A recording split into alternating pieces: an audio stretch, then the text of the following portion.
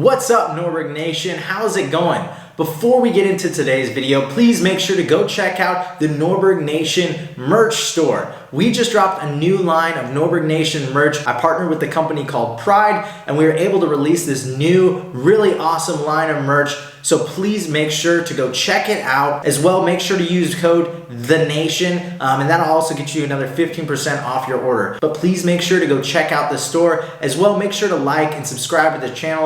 All of the support you guys give me, from the merchandise to liking and subscribing to the channel, helps me out a lot and really encourages me to keep bringing you guys awesome content like this. In today's video, we are going to be reviewing the track layout for the 25th edition of the SKUSA Supernationals. But every year for this race, it's a new layout, and this year they just released the layout for this race. And in today's video, we're going to go through corner by corner and basically discuss what parts of the track I'd be on, what line I'd probably take. Now, obviously, a lot of that might change depending on how the racetrack drives. Obviously, there's going to be bumps. There's going to be a lot of different characteristics of the track that might change your racing line, but this will give you a good head start on where to go around the racetrack. So let's just jump right into it. The first corner is a very difficult one. Obviously, for a start of a race, be very cautious. This is a hairpin corner, so it's gonna be very tight, and there's gonna be a lot of opportunities to get a drop down bumper. That's obviously no way you wanna start a race. So as you enter into this first corner, because it is a hairpin, please make sure you proceed with some caution.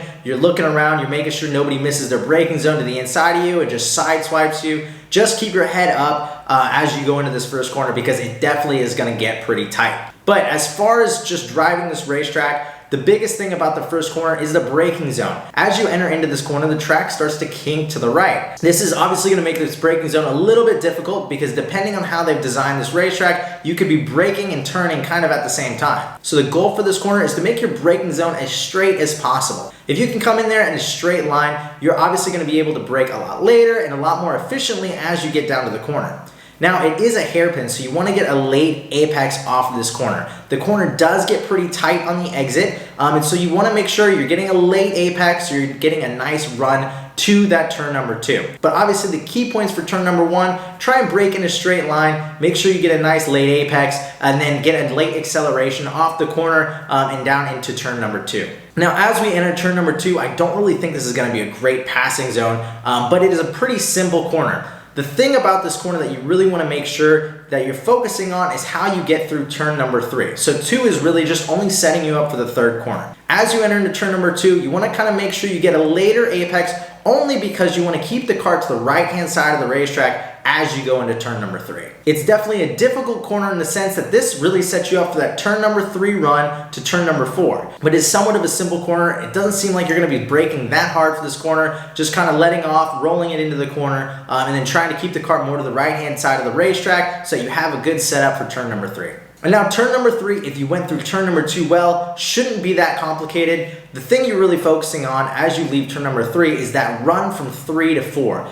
Turn number 4 could possibly be a passing zone. So you want to be able to get a good run off of turn number 3 so that you're getting a good run to turn number 4. As you exit 2, you want to be accelerating pretty early so that you start your straightaway a little bit sooner so that you get that good run off of turn number 3. You don't really need to do a super late apex just because you're going to have quite a bit of racetrack on the exit of this corner, but you do want to make sure you don't use all the racetrack. Just from looking at the pictures, it looks like this section, even though it's a little bit wider than the other parts of the racetrack, it still is pretty tight, and it doesn't look like you have a whole lot of time to get back over for turn number 4. You're also going to be exiting turn number 3 pretty fast, in my opinion, so I think just if you keep the car a little bit tighter on the exit of that corner, it's definitely going to help you set up a little bit more for turn number 4. Now we enter into turn number 4. This corner could possibly be a passing zone. I'm not really sure. You're gonna have to see how the track races as the weekend goes on. But turn number 4 is similar to turn number 2 in the sense that we're really looking at trying to get through that 5-6 combo. Turn number 4 is really just setting us up to get through turn 5 and turn 6. So as we go into turn number 4, I don't think you're going to want to keep the cart as far over as you would for turn number 2 to the right-hand side of the racetrack,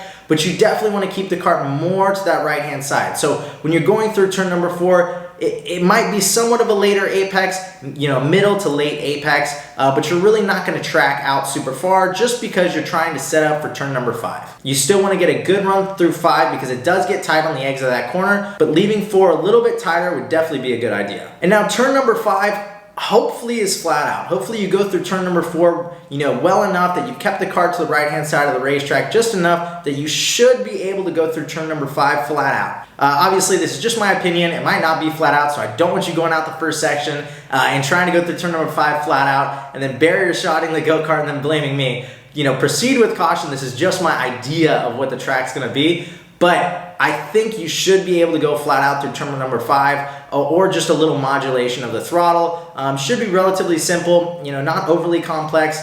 Obviously, the point of this corner is trying to get set up for turn number 6. You're gonna use all the racetrack on the exit, but obviously with turn number 6 being a little bit of a tighter corner, it looks like it could be a passing zone, so you definitely wanna make sure you're straight coming off of 5, getting a nice solid run, putting the grip down on the racetrack, using all the racetrack on the exit, and setting yourself up to get a good run into turn number 6, and then possibly, making a pass in that corner. Like I said earlier, turn number 6 is possibly a passing zone. It's a little bit difficult because of the angle of the corner. I think you're gonna be apexing right about the center of this corner, center to the later portion of the corner. I don't think it's gonna be a super late apex just because you are gonna be using all the racetrack on the exit, and it is a relatively fast corner. On the entry, nothing too crazy. You're gonna have to leave the door open there just because of the way the corner is and the angle of the corner, but getting a good run off this corner as you go into turn number 7 is gotta be the focus. You've gotta make sure you back the corner up enough that you're on the gas early enough that you're really driving off this corner and accelerating down that little straightaway into turn number 7. These little straightaways are where you're gonna make up a lot of time. So if you can get a good run off that corner, again, keep the kart straight, not a lot of wheel spin on this, very green racetrack, you're gonna get a good run off the corner as you head down into turn number 7. Now, turn number 7, the track map that they put online versus the track that they've already laid out and the photos that we've seen online is a little bit different. There's already been a little bit of confusion and some guys have complained online. Maybe they'll go back to the way it looks on the track map. I probably prefer the way it is on the track map just because it gives you a lot more opportunity to make some passes. But the way it is designed right now is kind of what we're gonna go off of because that's the way it is. And so as you enter into turn number 7, the track kind of kinks a little bit to the left. This is just a design from the previous racetrack, when we ran it the other direction, the reverse direction. And so if that's the case, and if that's the line that we're gonna take, you're gonna try and position the kart a little bit to the right in that straightaway. You're not gonna be right up against that barrier so that when the track kinks over a little bit to the left, you're braking in that kink. That should allow you just to open up the corner just a little bit.